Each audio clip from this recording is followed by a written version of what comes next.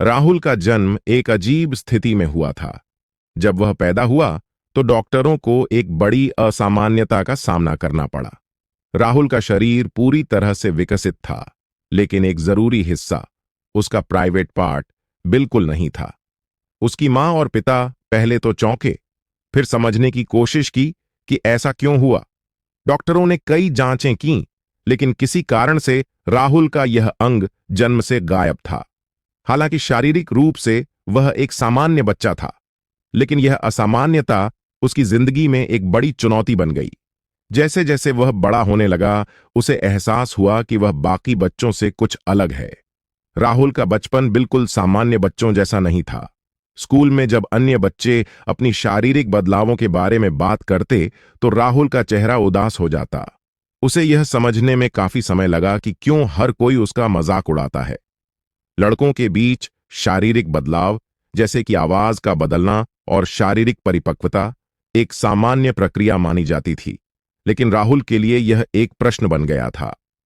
राहुल हर दिन अपने शरीर के इस हिस्से को लेकर संघर्ष करता था। वह सोचता, क्या हो अगर मुझे यह हिस्सा कभी नहीं मिलेगा? इस सवाल का उत्तर किसी के पास नहीं था, लेकिन वह इसे अपने भीतर दबाए रखता।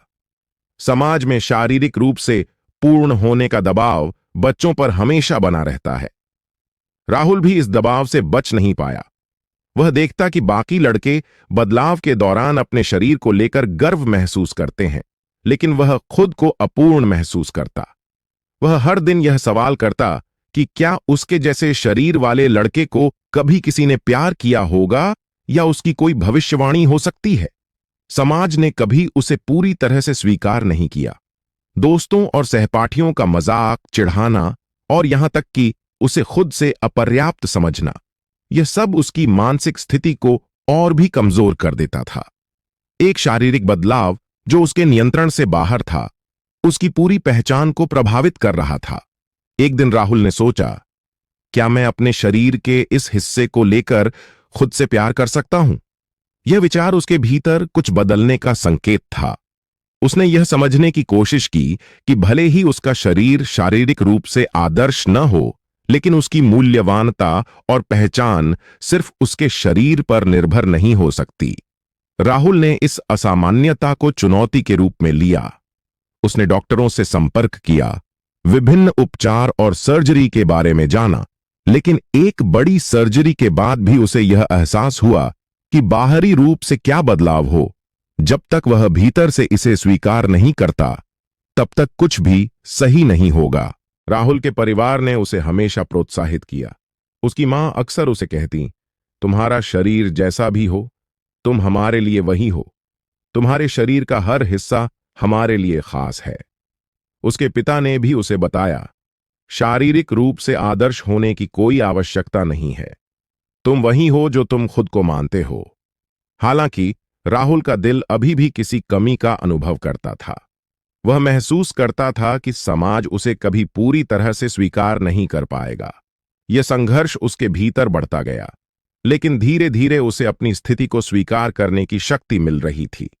राहुल ने शारीरिक अपूर्णता के बारे में सोचना बंद किया और खुद को और अपने आत्मविश्वास को सुधारने पर ध्यान केंद्रित किया।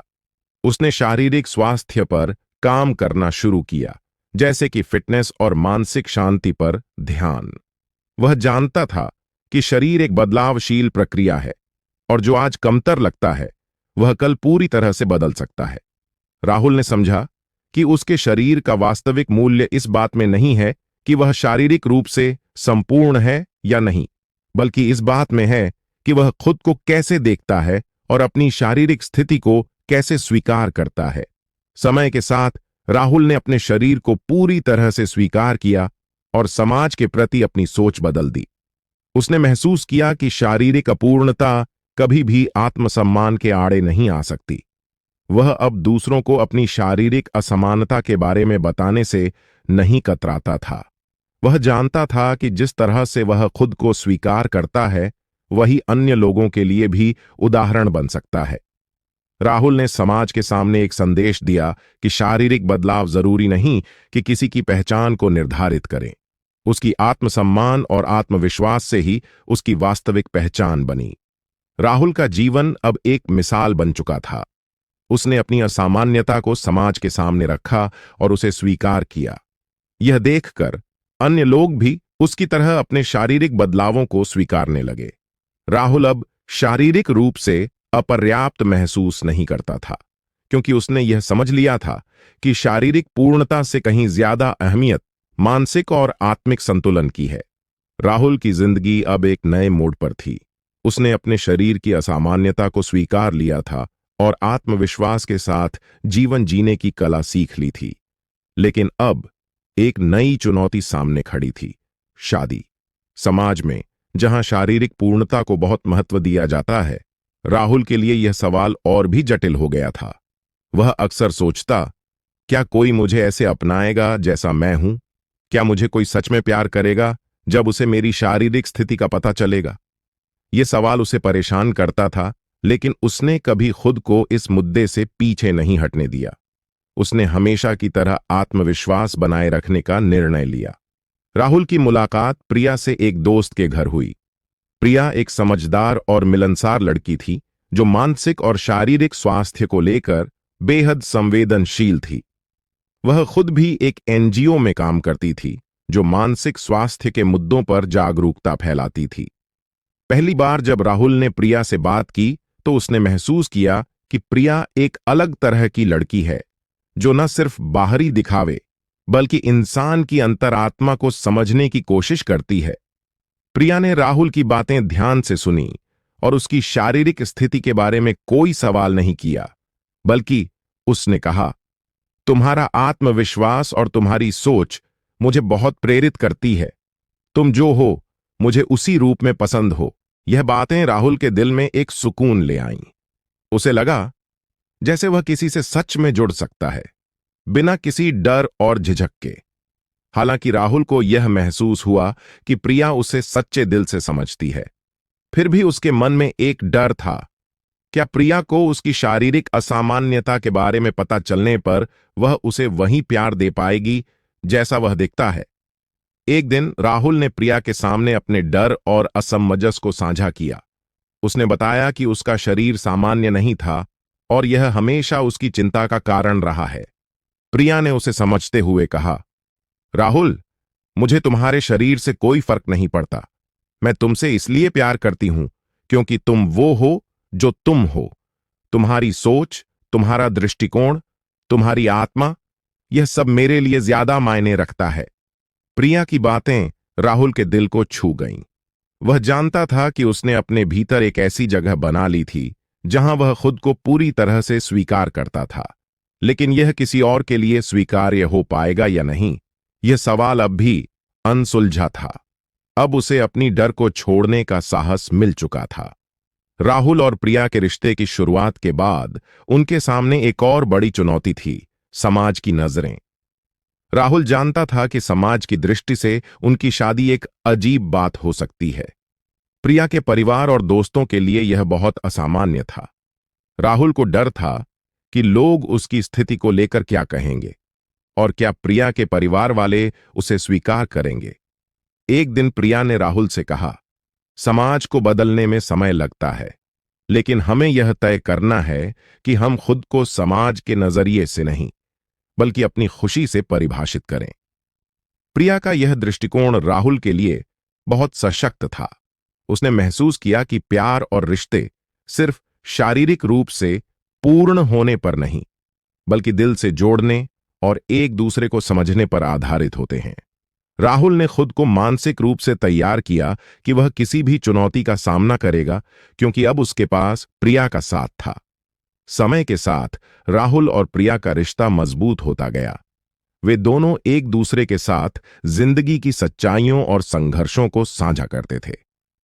एक दिन राहुल ने प्रिया से पूछा, क्या तुम मेरे साथ अपना जीवन बिताना चाहोगी, चाहे मेरी शारीरिक स्थिति कैसी भी हो? प्रिया ने बिना किसी संकोच के कहा, राहुल, मैं तुमसे सच में प्यार करती हूं। तुम्हारी शारीरिक असामान्यता से मुझे कोई फर्क नहीं पड़ता, क्योंकि मेरे लिए तुम्हारा दिल सबसे खास है। इस बात ने राहुल को एक नई ऊर्जा दी। उसने प्रिया से विवाह का प्रस्ताव रखा और प्रिया ने खुशी खुशी उसे स्वीकार किया। जब राहुल और प्रिया की शादी की तारीख तय हो गई तो समाज में कुछ लोग थे जो इस रिश्ते को लेकर सवाल उठा रहे थे। वे कहते थे, क्या राहुल के साथ जीवन बिताना प्रिया के लिए सही रहेगा?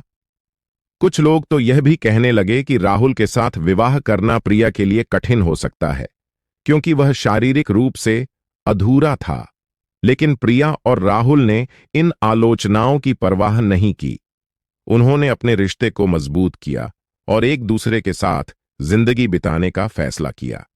वे जानते थे कि समाज की नकारात्मक सोच को बदलना आसान नहीं था, लेकिन उनका विश्वास और प्यार समाज से कहीं ऊपर था। राहुल और प्रिया की शादी का दिन बेहद खास था। उनके रिश्ते के लिए यह सिर्फ एक कानूनी बंधन नहीं था, बल्कि एक संकेत था कि शारीरिक असामान्यताओं और बाहरी दिखावे से कहीं ज्यादा अहमियत एक दूसरे के साथ की समझ, प्यार और साझेदारी की होती है। जब प्रिया ने राहुल को मंडप में देखा तो उसका चेहरा खुशियों से चमक रहा था। उसने राहुल का हाथ थामते हुए कहा, तुम्हारे साथ मुझे हर कठिनाई का सामना करने का साहस मिलता है राहुल। तुमसे शादी करके मुझे कभी कोई पछतावा नहीं होगा। राहुल ने भी अपनी आंखों में आंसू लाते हुए कहा, तुमसे शादी करके मैं दुनिया की सबसे खुशकिस्मत शख्स बन गया हूं। उनकी शादी सिर्फ दो लोगों का मिलन नहीं, बल्कि एक सशक्त संदेश था कि शारीरिक अपूर्णता को स्वीकार कर प्यार और आत्मविश्वास से जीवन जीने का सबसे खूबसूरत तरीका होता है। राहुल और प्रिया की शादी का दिन बहुत ही खास था। जब दोनों ने एक दूसरे से जीवन भर के लिए वादा किया तो उन्हें यह एहसास हुआ कि उनके रिश्ते की नींव प्यार और समझ पर रखी गई थी। राहुल को हमेशा इस बात का डर था कि प्रिया को उसकी शारीरिक स्थिति के बारे में पता चलने पर क्या वह उसे वैसे ही स्वीकार पाएगी जैसा वह है। लेकिन प्रिया ने हमेशा उसकी असामान्य स्थिति को आत्मविश्वास और प्यार से स्वीकार किया था। शादी के बाद की रात, जिसे वे दोनों अपनी पहली रात मान रहे थे, बहुत अहम थी। यह सिर्फ शारीरिक नहीं, बल्कि भावनात्मक जुड़ाव की भी एक रात थी। राहुल की शारीरिक असामान्यता के कारण उसके मन में कुछ घबराहट थी, लेकिन वह जानता था कि वह प्रिया के साथ बहुत गहरे भावनात्मक स्तर पर जुड़ा हुआ है। वह इस रात को किसी भी प्रकार के शारीरिक दबाव से मुक्त और सच्चे प्यार में बिताना चाहता था।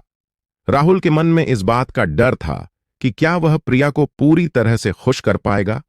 उसने सोचा, क्या प्रिया को कभी किसी कमी का एहसास होगा? क्या वह मेरी शारीरिक स्थिति को लेकर असंतुष्ट महसूस करेगी? यह विचार उसके मन में बार बार आ रहे थे। लेकिन प्रिया ने राहुल को हमेशा यह समझाया था कि शारीरिक संबंध सिर्फ एक पक्ष है और असली प्यार आपसी समझ, सम्मान और विश्वास में होता है। राहुल ने धीरे धीरे अपने डर और संकोच को दूर करना शुरू किया। प्रिया ने उसे प्यार से समझाया, राहुल, मैं तुमसे इसलिए प्यार करती हूं क्योंकि तुम वही हो जो तुम हो। तुम्हारी शारीरिक असामान्यता से मुझे कोई फर्क नहीं पड़ता। हम दोनों के बीच जो प्यार और विश्वास है, वही मेरे लिए सबसे महत्वपूर्ण है। जैसे ही वे दोनों कमरे में अकेले थे, राहुल ने महसूस किया कि वह प्रिया के साथ सिर्फ शारीरिक संबंधों से कहीं अधिक एक भावनात्मक और मानसिक जुड़ाव की शुरुआत कर रहा था। प्रिया ने उसे गले लगाते हुए कहा, राहुल, मुझे तुमसे बहुत प्यार है। शारीरिक रूप से हर कोई अलग होता है, लेकिन हमारी आत्मा, हमारी सोच और हमारा प्यार सबसे खास है।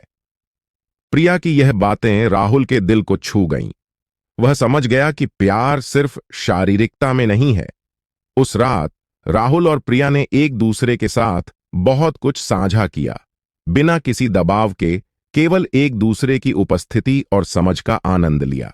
उन्होंने अपनी पहली रात को बिना किसी शारीरिक संबंध के एक दूसरे के साथ भावनात्मक रूप से जुड़कर मनाया। राहुल और प्रिया ने सुहाग रात को पूरी तरह से एक नए दृष्टिकोण से मनाया। उन्होंने समझा कि शारीरिक संबंध सिर्फ एक पहलू है, लेकिन उस रात की असली खूबसूरती उनके एक दूसरे के साथ बिताए गए समय और महसूस किए गए प्यार में थी।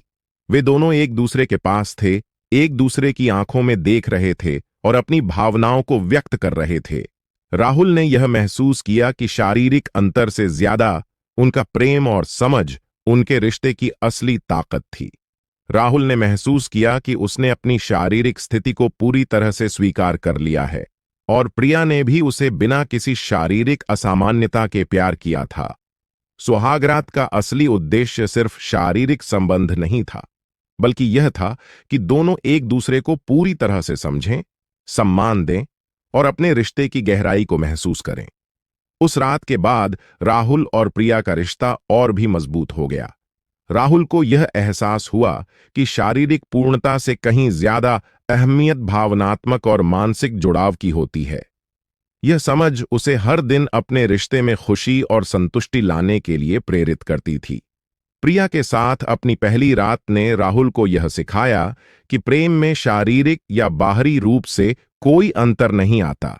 सबसे महत्वपूर्ण है आत्मिक समझ, विश्वास और प्यार।